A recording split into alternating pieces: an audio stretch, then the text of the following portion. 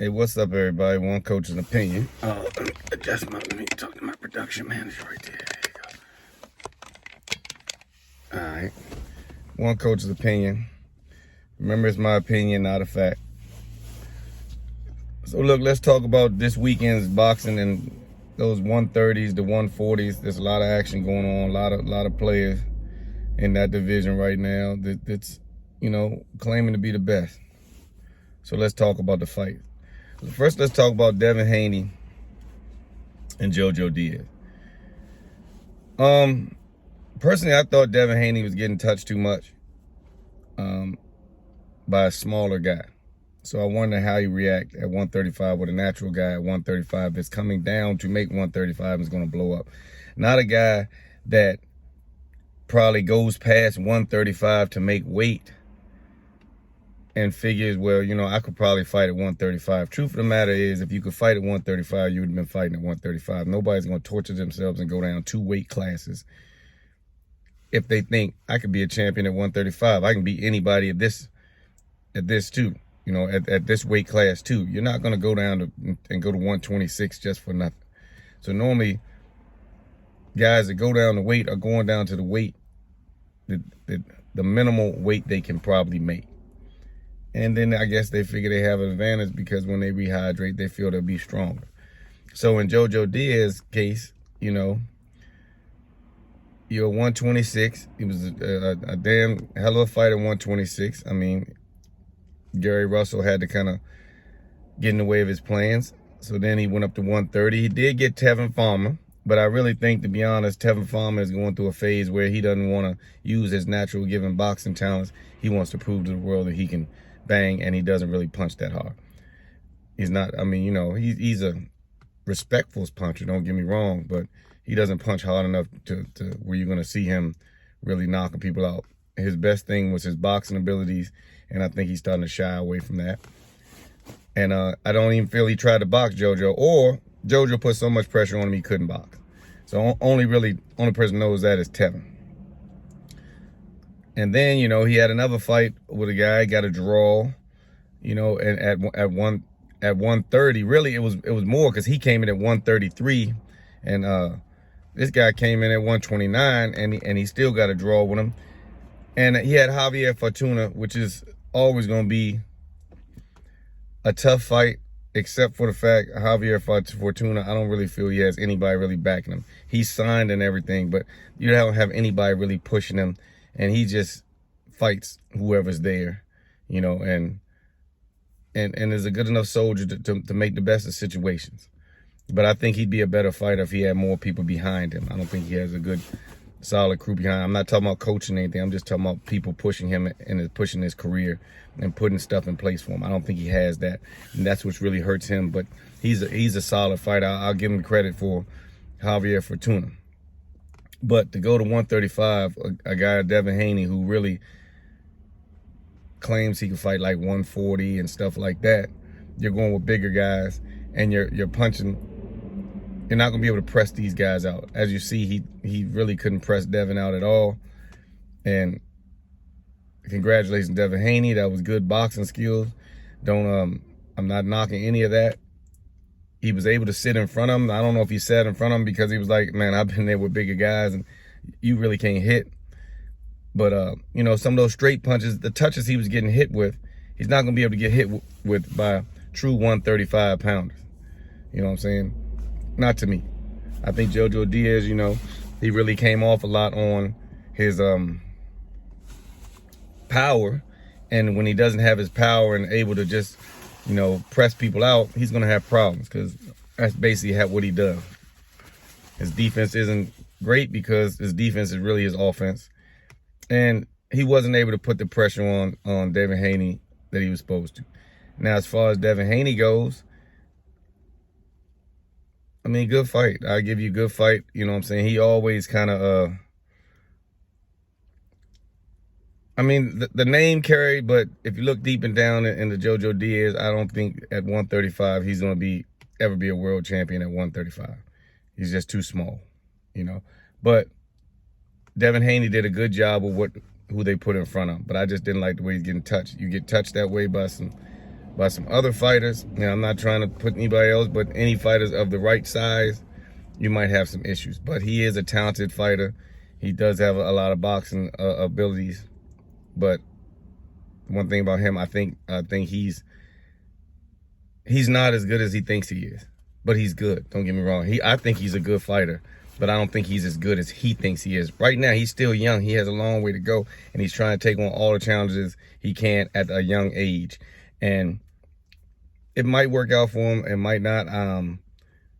We'll see. But I just don't think, right now that Jojo Diaz showed me enough to say, oh yeah, he's gonna be true at 135. Devin Haney, if he could make 130, yeah, he'd be solid. Probably have a lot more power.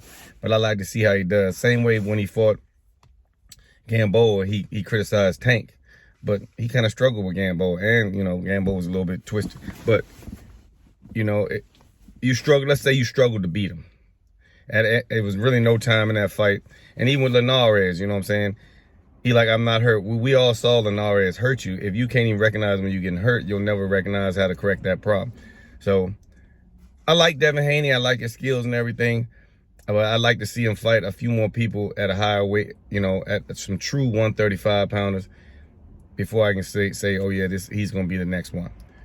So now let's go on to the Tank fight. Tank got a chance to show that he can box. And like you said, I mean, anybody should know a Tank can go forward, a Tank can go backwards.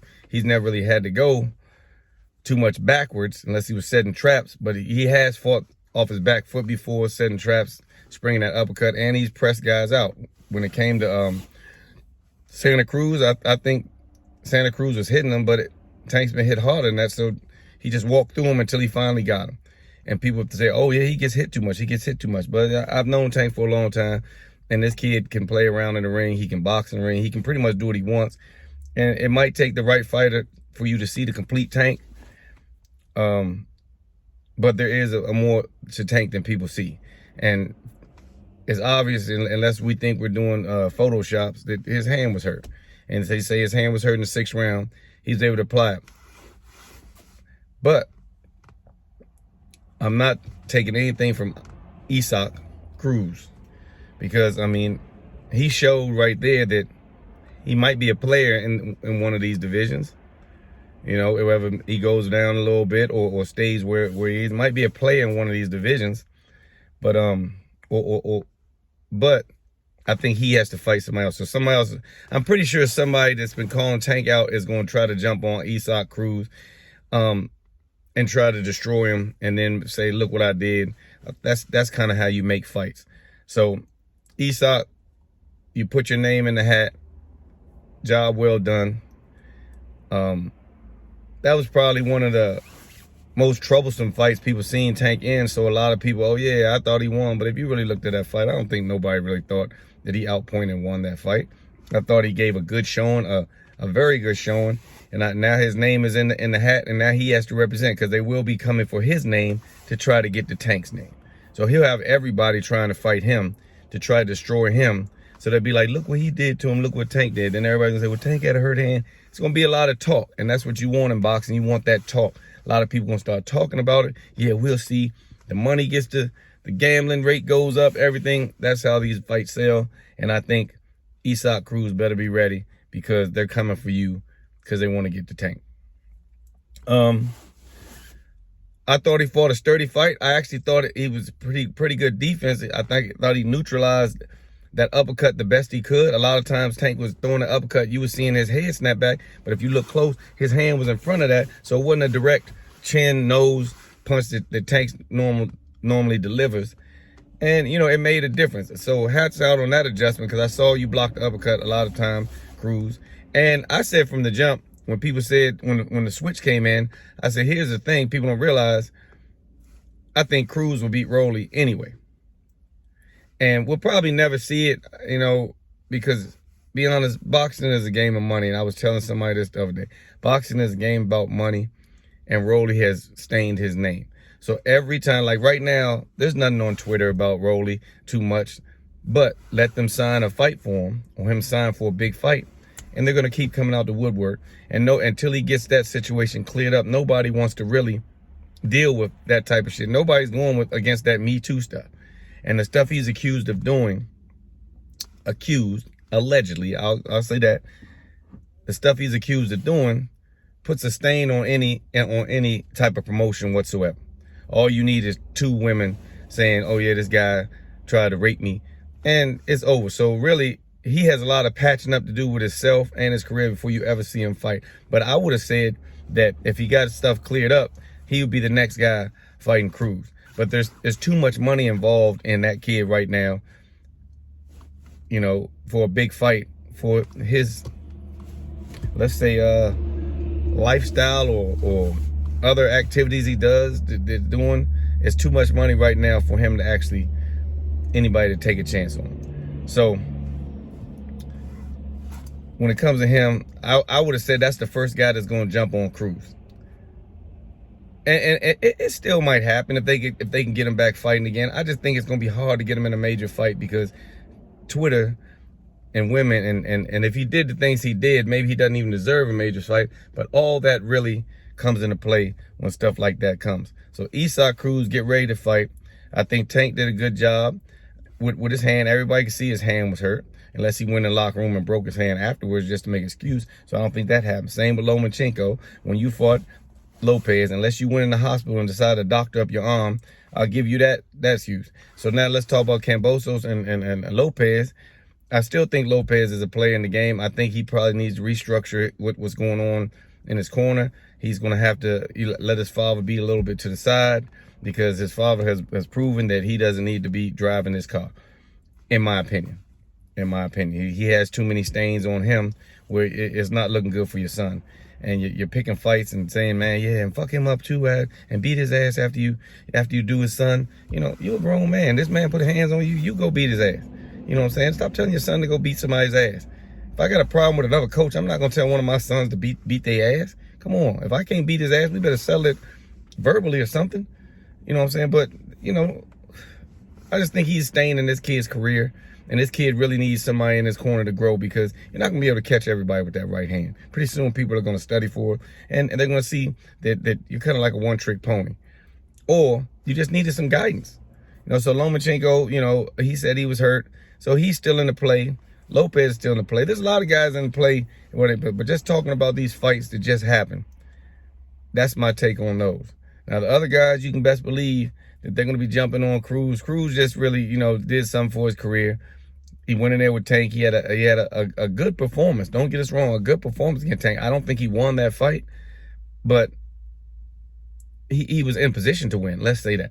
He was in position. A guy could be close in rounds every round, and it looks like a good fight, but he's getting edged, and it still could be 12-0. I don't know whether we would call it 12-0, but I know Tank, you'd be lucky if you gave Cruz maybe 3.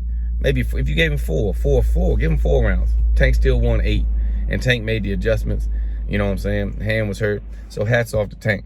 But that was my take on the fights this weekend. Tell me what you thought about them. Tell me about anybody you think in the 130 to 140 division, what's going on right now, because that seems to be a lot of the talk, and there's a lot of mysteries going on, you know. Shout out to Shakur Stevenson. I didn't have a chance to mention your name because you didn't fight this weekend, but, you know, you're always in that, he's always a name to be reckoned with, and it's going to be a while for a lot of people to decide they want to fight him too. So, one coach's opinion. Tell me what you thought about the fights this weekend. Tell me what you think about this division going on, that lightweight area, you know. Tell me what you think about that. I'm gone.